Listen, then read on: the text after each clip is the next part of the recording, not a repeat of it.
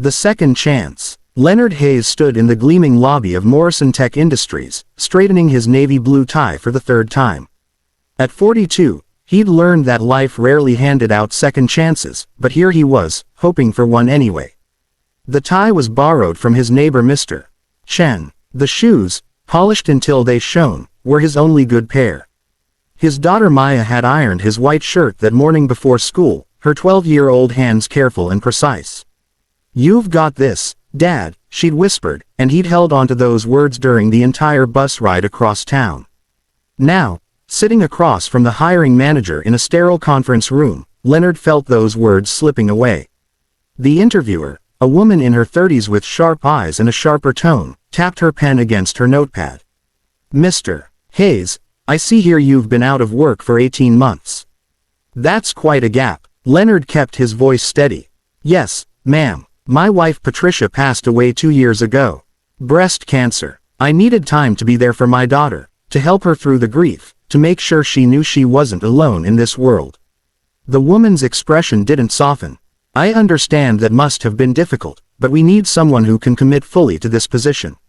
No distractions. Can you guarantee that?" Something cold settled in Leonard's chest. "My daughter isn't a distraction. She's my reason for being here. Mr. Hayes, I don't think this is going to work out." The words hung in the air like a verdict. Leonard stood slowly, his jaw tight. He'd faced worse than this. He'd held his wife's hand as she took her last breath. He'd explained to Maya why Mommy wasn't coming home. He'd sold Patricia's car, her jewelry, everything that wasn't nailed down, just to keep the lights on. He could handle this too. "Thank you for your time," he said quietly, and walked out. The autumn air hit his face as he pushed through the building's front doors. The afternoon sun was warm, but Leonard felt cold inside. That was the fourth interview in 2 months. The fourth rejection. He was halfway across the parking lot when he heard footsteps running behind him. "Wait, sir, please wait." Leonard turned to see a man in his late 60s, silver-haired and distinguished, hurrying toward him with surprising speed. The man's expensive suit and confident bearing screamed authority, but his face showed genuine concern. "I'm Richard Morrison," the man said, slightly out of breath. "I own this company. I was walking past the conference room and I heard part of your interview through the door." Leonard's shoulders tensed. "If you're here to apologize for your employee, you don't need to."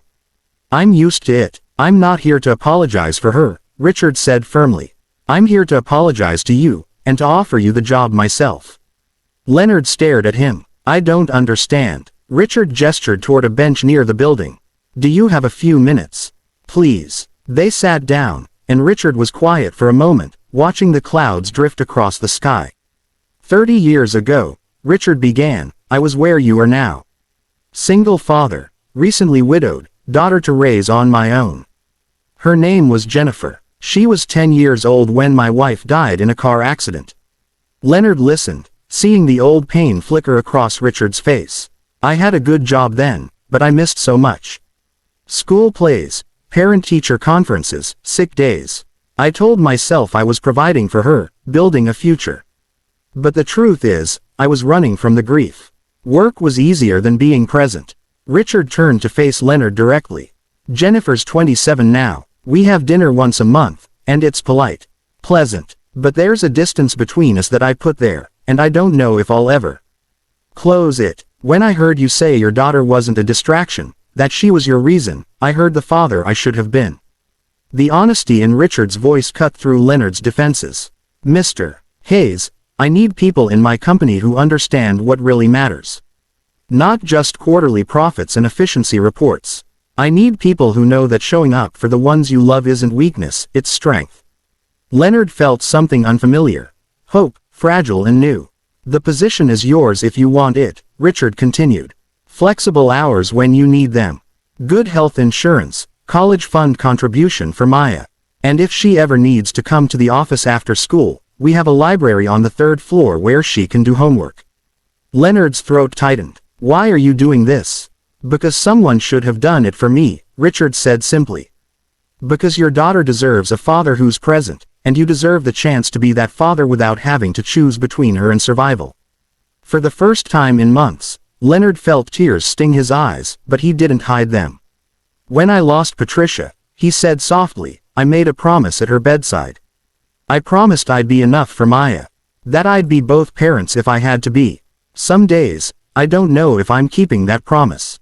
You walked out of that interview rather than compromise on your daughter, Richard said. Trust me, you're keeping it. Leonard extended his hand, and Richard shook it firmly. Thank you, Leonard said. You don't know what this means. I think I do, Richard replied with a gentle smile. Start Monday. Monday, Leonard confirmed. As Leonard rode the bus home that evening, the city looked different somehow. Brighter. Full of possibility again. Maya was waiting on the front steps of their small apartment when he arrived, her math book open on her lap. How'd it go, Dad? Leonard sat down beside her and pulled her into a hug. I got the job, baby girl. Maya squeezed him tight. I knew you would. You're the best dad in the world. Later that night, after Maya had gone to bed, Leonard stood in his tiny kitchen, looking at the photograph of Patricia on the refrigerator. In it, she was laughing, her eyes bright with life. I'm going to be okay, he whispered to her image. We're going to be okay. And for the first time since she'd been gone, he believed it. Sometimes kindness doesn't announce itself with trumpets. Sometimes it's just one person recognizing himself in another's struggle, and choosing to be the help he once needed. Sometimes it's that simple, and that profound. Richard Morrison taught Leonard Hayes that day that success isn't measured only in what we achieve, but in what we choose to value. And Leonard taught Richard that it's never too late to become the person you wish you'd been. Both men were richer for the encounter. If this story touched your heart, please like, share, and subscribe to hear more stories about everyday kindness and human connection. Leave a comment below telling us about a time someone gave you a second chance. Your story matters, and we'd love to hear it.